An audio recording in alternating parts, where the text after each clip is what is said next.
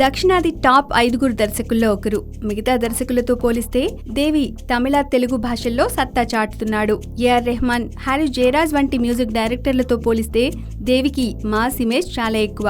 ఇదే ఈ music director కి చాలా ప్లస్ అవుతోంది. దీంతో మిగతా దర్శకులతో పోలిస్తే అవకాశాలు కూడా దేవికి ఎక్కువగా వస్తున్నాయి. దీంతో రెమ్యునరేషన్ విషయంలో దేవి టాప్ 2 కి చేరిపోయాడు. గతంలో రెహమాన్, హారిస్ తో పోల్చుకుంటే దేవి రెమ్యునరేషన్ కాస్త తక్కువగానే ఉండేది. రెహమాన్ సినిమాను బట్టి 4 నుంచి 6 కోట్ల రూపాయల వరకు డిమాండ్ చేస్తే హారిస్ సినిమాకు 3 కోట్ల రూపాయలు తీసుకునేవాడు. కానీ దేవి ఇప్పటి వరకు హారిస్ కంటే తక్కువగా 2.5 కోట్లు మాత్రమే రెమ్యునరేషన్ గా తీసుకున్నాడు. అయితే ఇటీవల తన పారితోషికాన్ని దేవిశ్రీ ప్రసాద్ 3 కోట్ల రూపాయలకు పెంచాడని టాక్. ప్రస్తుతం రెహమాన్ తో పోలిస్తే రెమ్యునరేషన్ విషయంలో సెకండ్ ప్లేస్ లో ఉన్న సౌత్ లో దేవియే టాప్ మ్యూజిక్ డైరెక్టర్ అనడంలో ఎలాంటి సందేహం లేదు.